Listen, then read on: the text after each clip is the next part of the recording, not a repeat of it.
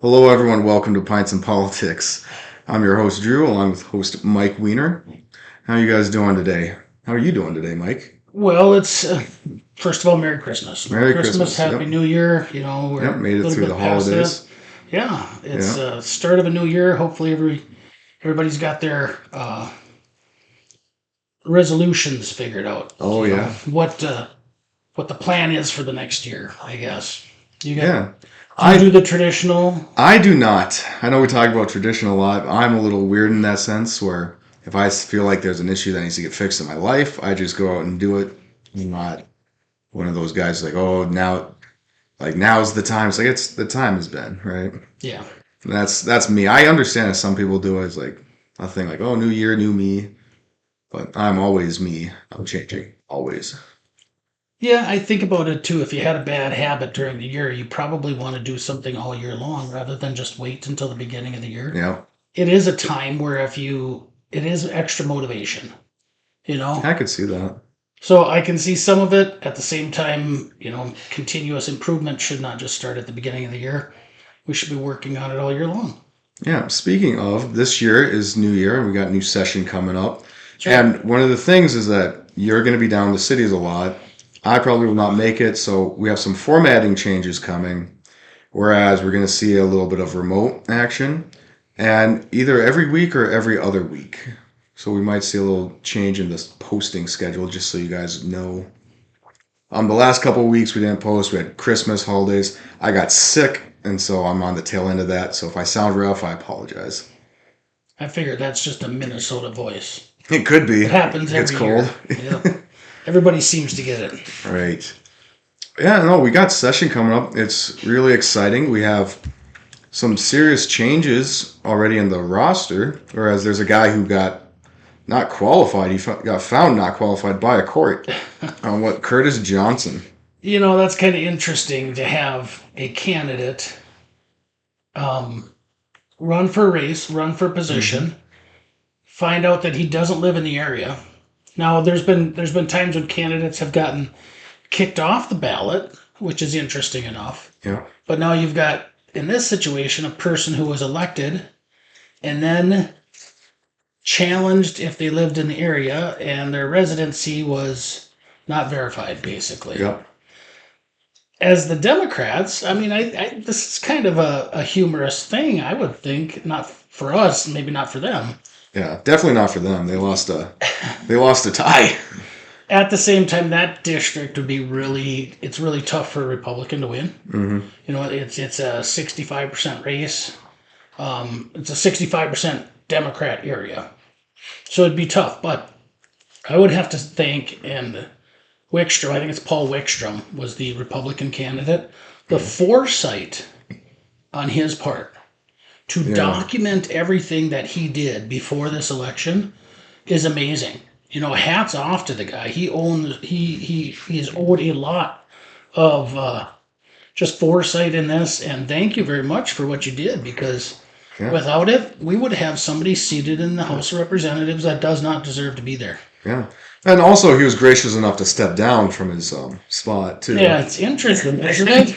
Yeah, I'm hereby resigning from my House seat that I don't have and doesn't deserve and isn't qualified to have.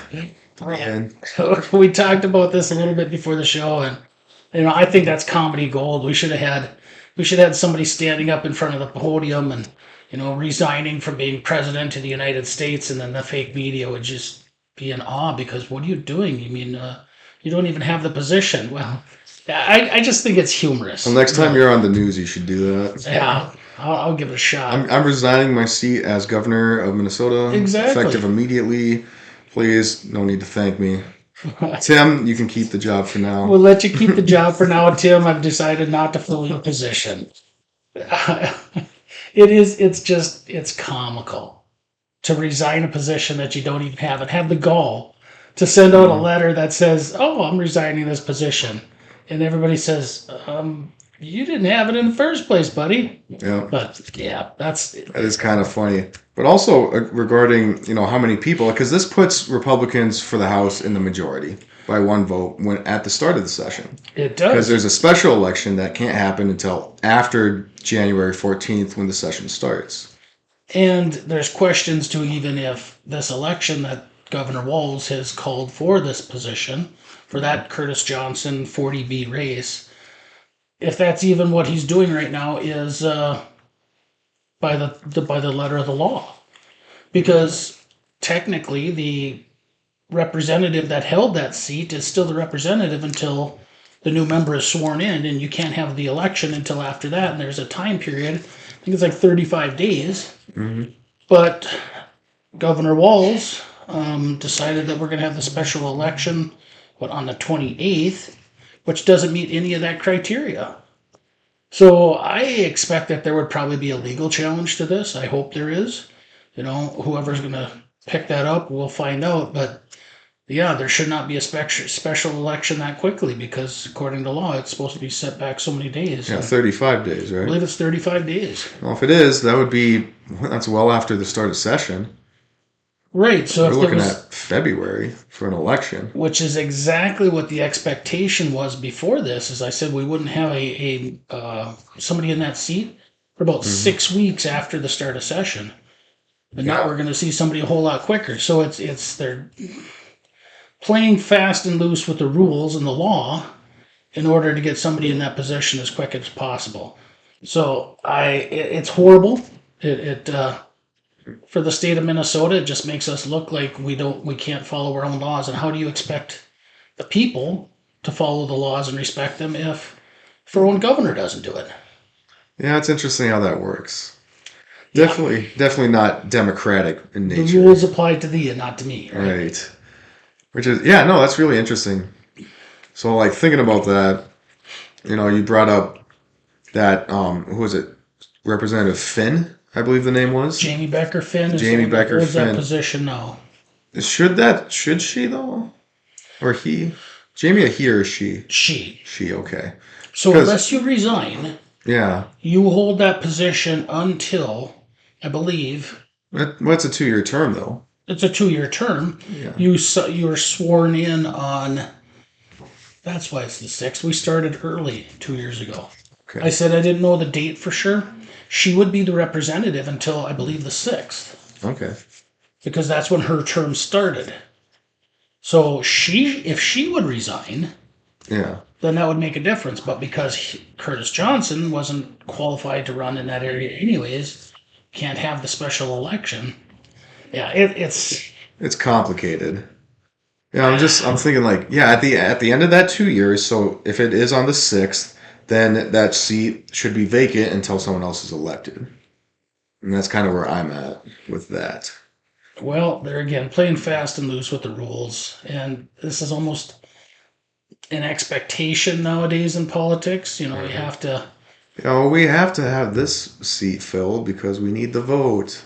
Need the majority. But the interesting thing about the House itself, we're tied 67-67. Even if they're one seat down, they have 66, we have 67. It still takes 68 votes to pass anything through the House. So even though we don't have the majority, or even though we have the majority, we don't have the 68 votes unless a Democrat votes with us to pass any laws. Yep, and so that's on the legislation, but how is that also affected with committees? So what happens is leadership is going to be elected. So the Speaker of the House is going to be elected the day that we're there, and with them only having 66, we have 67, you can elect leader. Leadership also can pick the committee assignments and stuff like that. So we should have a structural majority. Now, there was an agreement, a power sharing agreement, before the start of session when we were tied at 67-67. So are the Democrats going to say, well, now that after the special election, now we have to go by that power sharing agreement? Yeah, well, my question is, because they're probably going to go for it if they're going to be in the minority, even for a little bit. It's smart. My question is, let's say the special election happens and it's Republican. Do you think the Republicans will honor that agreement? No, that's the big question. Well, here's the thing. Why are we in the position that we are? You had somebody that cheated, lied about their residency to get elected. Therefore, that agreement that was made, the power sharing agreement, to me is null and void. Okay. You lied and cheated to get your way into something. Now you want an agreement to hold. Sorry, but when we have the power, when we have the majority in the House with the 67, 66 votes, then we should act like the majority. Not act like the majority, we are the majority. And stop behaving like we're tied, because we're not. If the Democrats were in control, do you think they would give us any consideration at all? Oh, absolutely not. And we have precedent for that for the last 2 years. Exactly. When they had the majority, they passed every law that they wanted to. Out of all of the bills that were heard, went through the floor, I think only about 10% were Republican bills out of the last 2 years, and those were all minor, not really policy. You have bonding, special funding on things like that. Basically, they treated the almost 50%, 49% of the people in Minnesota like they didn't exist. And now, when it's a tie, now all of a sudden they want other people to play nice when you haven't played nice for the last 2 years. Really tough to swallow. Yeah. It really is. And they're gonna try to use this agreement thing and to catch you in some kind of moral bind.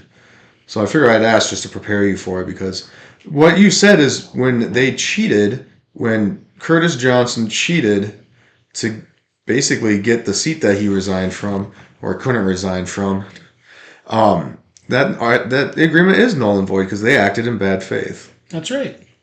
So we just have to remind the Democrats that they acted in bad faith. Absolutely. So we need to be the majority when we go in there. And once again, to pass those bills takes 68 votes. Mm-hmm. One Democrat would have to vote with us to pass much of anything. But this is a budget year. Mm-hmm. And now that's something that going into this session, we obviously need to, we should focus on our state budget. The last 2 years, we went from a $50 billion budget to a $71 billion. So basically that $20 billion surplus got spent on long-term government spending. Mm-hmm. And now we're looking at a deficit of about $5 billion in 2026, I think it is. So we are heading towards going in the hole. Yep. Okay. We're also dealing with inflation, higher taxes, because there's about $10 billion worth of revenue raisers, as they like to call them in Minnesota, in the state of Minnesota. So we cannot use that $70 billion as the starting point for our budget. We have to back up. And I think COVID level spending is where we need to look at. That was about $45 billion. So our budget in the last, and remember the numbers, right? I should have written this down. But our budget went up almost 40% the last 2 years. But the 10 years prior to that, our state budget has gone up anywhere from 8 to 10% every year. Yeah. This is unsustainable. In the last 10 years, basically, our budget has doubled in the state of Minnesota. Your government budget, your government has grown twice, or it has expanded to twice its size in 10 years. That means that tax burden on the citizens has doubled as well. Because the budget went from 35 billion to 70 plus billion in less than 10 years. Has your income doubled? No, and that's the real kicker, is that all this spending is more of a levy on you as the taxpayer, and it's really rough, especially if you're trying to move on in life. Like it's hard for you to focus on paying debts, start a family, raise kids, buy a house, the whole shebang. But we're gonna end up on this. We have a couple of topics we gotta get in. We gotta talk about the Senate seat, because we'll briefly touch on Senator Mitchell's trial. Senator Nicole Mitchell is on trial as of this week. And there's a hearing. We're going to see what happens with that. She might be unavailable for the Senate at the beginning of session due to alleged crime of burglary of her stepmother in Detroit Lakes, and her district is Woodbury, so that's going to be rough for the Senate. Very interesting, and we will be giving you updates as that goes, because we've talked on this before. We have. And the only update is really quick. It's just that trial's going on. And again, updates really keep an eye on that. And then our other thing is a little history. Over the past couple of weeks, there was there's a group of Sioux Indians that their current reservation is in South Dakota, but they took this long trek on horseback towards southern Minnesota at the site of the 38 hangings. You know about that? I understand a little bit of that history. little Yes, I bit. do. And for those of you who don't know, which I'm going to assume most don't, it's one of those little secret histories of Minnesota, is that Minnesota is home to one of the largest mass executions in American history, being 38 Sioux men who were hanged in 1862 or 1863. I think it was 1862. Where 1862, 1863 Civil War, and it's known as the Sioux Uprising. Right. So you want to get started on that? Oh, there's a whole lot of history there, and should have read it up before we started here. But as I recall, so obviously Civil War is going on, right? There was less food, less resources going to the Indian agencies. Yep, and Right? also it was a harsh winter that year. Right. So what happened was we had people who were virtually starving. And the same thing was happening on both sides, the Indians and the whites. It was rough, out on the frontier. It was a rough winter, and That's Minnesota winters are rough, or can Well, be. Can you imagine living in a teepee when the temperature is 20 below? I can't. I can't. I don't want to do it. Don't want to try. Tough. But anywho, so I think what happened was when the Indians had went to the agency about getting more food, the Indian agent said, let them eat grass or something. Yeah, something along that lines. And then there was a massacre at, I believe it was called Lake Chetek. Was the first one. I don't remember for sure. Yeah, I'm gonna try to quote the names, but I know that's one of them. And at the first massacre, when they burned down these agencies, they actually stuffed grass into the mouths of the white men that they killed as retaliation towards the words that were spoken. Right. And they went on a rampage and they raided. They even made their way down to New Ulm and burned New Ulm to the ground. Fun fact, that town has got some weird, interesting history and interesting stuff going on. I'd recommend checking out New Ulm at some point if you get the chance. Tourism.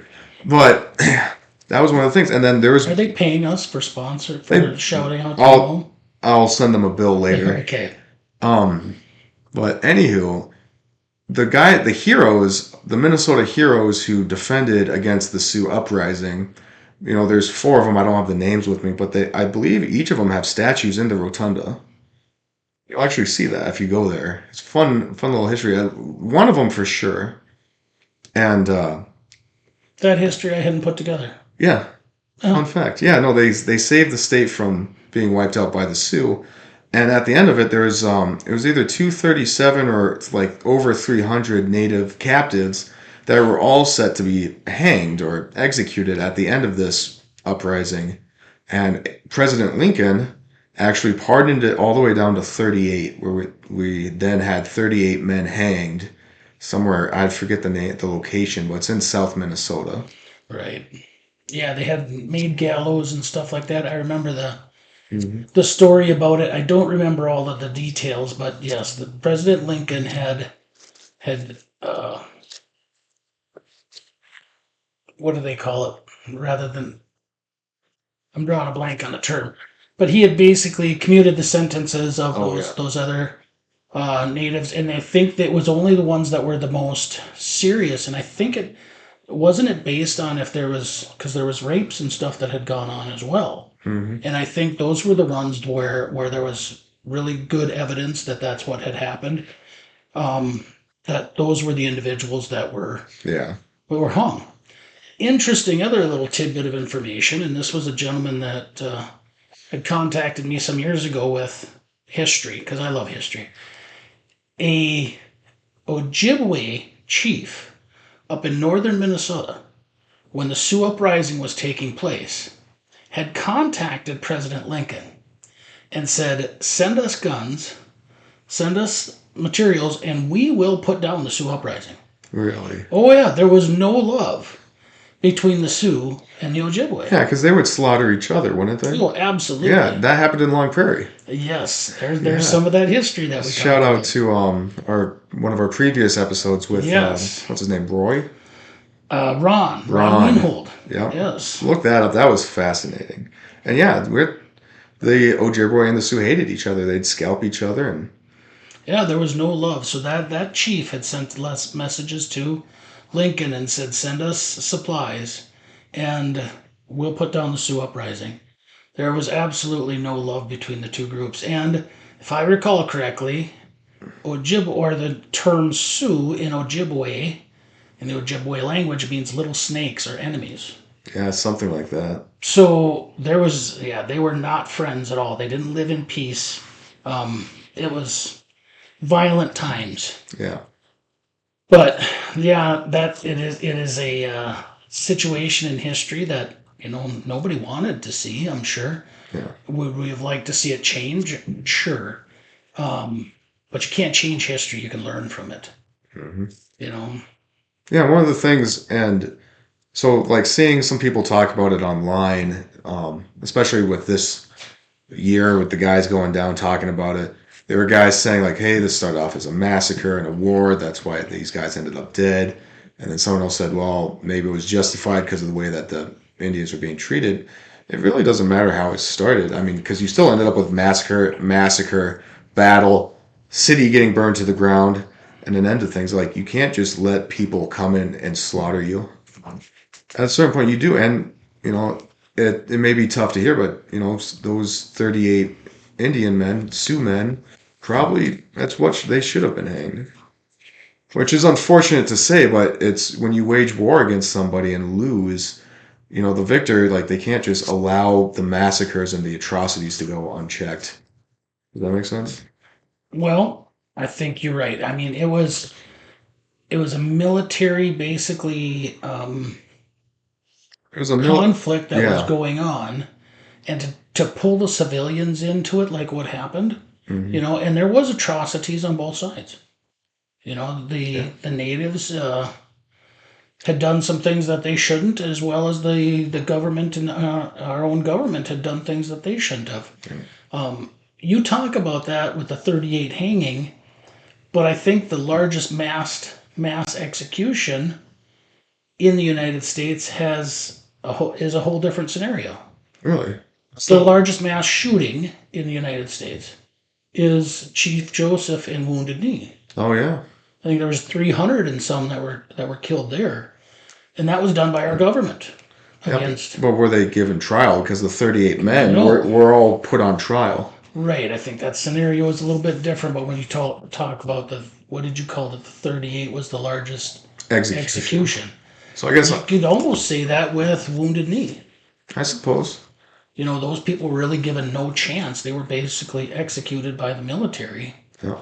without a trial, which is even more atrocious. Yeah, which is worse because you don't even have a chance to Right. defend yourself legally. Right. Yeah, no, the Dakota Sioux Wars are very interesting, and I remember learning briefly about it in my history class, but I don't think they teach that anymore. Probably not as well as they should. No, they probably just touch on it being where they can say white man bad. But isn't this like typical human interaction and Yeah, conflict? this is the nature of two different, societies. Two different cultures coming together. I mean, or being against each other. Well, I when I mean, say coming together, that's in a way, eventually we there's did. conflict, Yeah, right? So 'cause- there's very few times where there's just this peaceful coexistence, and they intermingle, and pretty soon they become one culture. There's almost always conflict when that happens. Mhm. So unfortunately, this has gone on since the beginning of time. Oh yeah, absolutely. It's the nature of it, and we saw it like last year with Hamas raiding Israel. Sure, Very, very similar circumstance. right. So So study your history. It's interesting. It's gone on since the beginning of time. There's always going to be atrocities, mhm. unfortunately, with our fallen human nature. Uh, could we ever get past that? But I don't know. Yeah, we can only hope. But that was what I wanted to end on, a little history lesson for Yeah, everyone today. I know it wasn't Rome, so sorry, Mike, but very just very interesting, and it did pop up briefly in Minnesota news. and because this tribe, they're out in South Dakota now. We kicked them out of the state mostly because of the uprising, and and Well, no, we still have reservations in we southern do Minnesota. we do still have reservations, but I think that particular band of Dakota peoples got pushed out into the Dakotas because we still have Dakota Sioux reservations. Right, there's 13 tribes, I think, reservations Yeah. in the state. But there is this one, and they do. I'm pretty sure they come from South Dakota, and they just make a pilgrimage to the execution site every year. There again, going back in history in that conflict between the Sioux and Ojibwe, Hmm. I want to hit that again because the Sioux had actually come from further east. They came from the Ohio River Valley through Wisconsin and then into Minnesota, where they met the Ojibwe And they massacred them immediately, and they massacred them. almost immediately. Yes. Yeah. So yeah, the Lakota Sioux people have a long history of violence. Well, once again, That's human the nature. nature. Yeah. Human nature, unfortunately. So, what else did we want to talk about today? Well, I think that was everything. There is something I also wanted to talk about. We talked about elections and so Oh forth. yeah. Oh At the yeah. national level, and this I just found intriguing when some of Trump's cabinet picks and so forth Hmm. were put up there, Hegseth, Kash Patel, stuff like that. And I want your take on this because I've thought about this more and more. There were when Elon Musk and others said if the Republicans don't get behind these positions, then you're going to be primaried next time around. That's an interesting thing. Oh yeah. Yeah, we did talk about this briefly. Now, here's another thought that I had, and then I'll get your thoughts on this. The Democrats basically have been doing this for a long time. Hmm. If you don't toe the party line as a Democrat, they're going to kick you out. They're going to have somebody else run against you.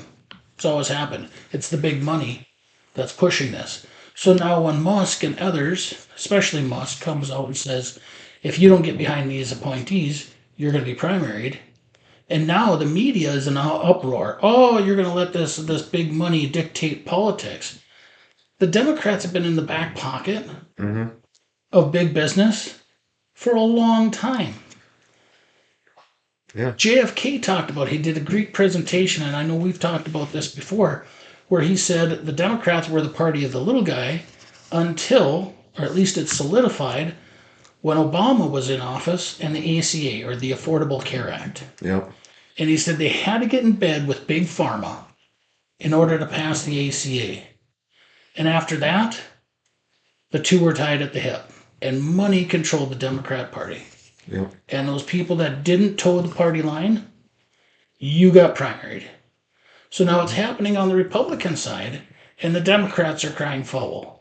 Yeah, well, the Democrats, they lost. They're going to keep crying foul. That's my take on that. Again, they're sore losers. They're immature people, mostly. You could probably find a couple of good ones in there. But they're politicians. It's all about the game. It's about winning seats. As far as the primary thing goes, so Trump won the popular vote on his agenda. Like, the nation wanted it. He won the House, he won the Senate, he won the popular vote, he won the Electoral College in a landslide. Correct. So there's merit to say, hey, get behind this. This is what the people want. But as far as primarying someone, like even when the Democrats do it, like it makes sense because if the Democrat Party has certain values and the Republican Party has certain values, and you're electing officials who don't share the values of the electorate, they should be voted out. So, for example, if you got elected by your constituency, if you went against what you essentially what you campaigned on, you should be voted out. And somebody else needs to primary you because you're not just going to step down per se, unless you're convinced to. So as far as these politicians that are in that Elon Musk is threatening, like, hey, this is what the people want, go along with what the people want, or we're going to find somebody who will. Essentially, so just because he has money doesn't necessarily mean that he's wrong. However, do I trust Elon Musk? Not really. Um, but no, essentially, I have no issue with it as long as the person voted in reflects the will of the electorate. So I think that's a very crucial distinction. I think what's happened here for so long is the politicians have been the voice of money and Hmm. power and not reflected the national populist movement that's Yeah. going on. So, So whether Musk is behind it or Charlie Kirk or somebody else saying that you mhm. need to do this, what it says to me is that these people are out of touch with Yeah. their electorate. It, Yeah. that's my point. And I wanted to prove the point by something else. So in the Democrat Party, the DFL, right? Yeah. Democrat Farmer Labor, there is virtually zero farmers as representatives Oh, yeah. in the DFL. Okay? None. You still have some that probably work with the labor unions, but most of what you're seeing as representatives and senators are not union members. Okay? Yeah. And another interesting thing that came up the other day that in the House, there used to be veterans on the Democrat side. Oh, yeah. Now Okay? there's not. Not a Democrat who is a veteran on the Democrat side anymore. And in Minnesota, we have a large portion of veterans, right? Right. So if there's no veterans on the Democrat side anymore, do they represent their areas and their constituencies? I thought that was interesting That is very interesting. because Pulowski, I think, was it Pulowski was the last one on their side? Yeah, you I'm know not better sure. than I do. Anywho, but it was really interesting to me to go, the DFL has no farmers, has no, or very few, if there is a labor union member as a Democrat in the House, I'd be surprised, and there's no veterans represented there anymore. Think about that. That's an interesting fact. So who are they representing? Yeah, and if I were to answer that, I'd say mostly education stuff. Education, maybe healthcare. Bureaus, Nonprofits, nonprofits. NGOs, Yeah. bureaucracies. That's who's being elected to represent the Democrats. Yeah. Oh, did you have anything you wanted to end on? We've been we've gone Um, through a couple of topics we pretty did. well, I We've through think. quite a few already, and it's Yeah. been about a half hour. Looking forward to the upcoming session. It's going to be interesting. Yep. Want to keep everybody updated on what's going on. The budget issues, I really want to make sure that we hammer on making Minnesota affordable for the Oh citizens of yeah. this state. Absolutely. That's got to be huge. We got to keep pushing that issue. Paid family medical leave is another one of those things that's a huge. It's a slide into socialism, and it's another government program that's just gonna bankrupt some of our small towns, our counties, even our education system. Private sector doesn't like it. The public sector doesn't like it. The only one that likes it is the Democrats, and it's socialism through and through. Is what it is. Um, but here we are in Minnesota. Yep. We are ready for a new session. Hopefully, some new government in this state. And I don't want to call it balance because I think it needs to be, it's a populist movement. And that is not just it's not a democracy, it's a republic. Yep. And that doesn't necessarily mean balance. We've tried balance the last 2 years, and they did not allow that to happen. So how are you going to have balance with people that did not, want it when they were in the majority? So it'll be interesting. Looking It will forward to be. it. And we'll be keeping you posted Want to as keep we it? Yep. can. Yep. Sounds good. All right. Well, thank you guys so much for watching Pints and Politics. You got Representative Mike Weiner. You got me, Drew. God bless.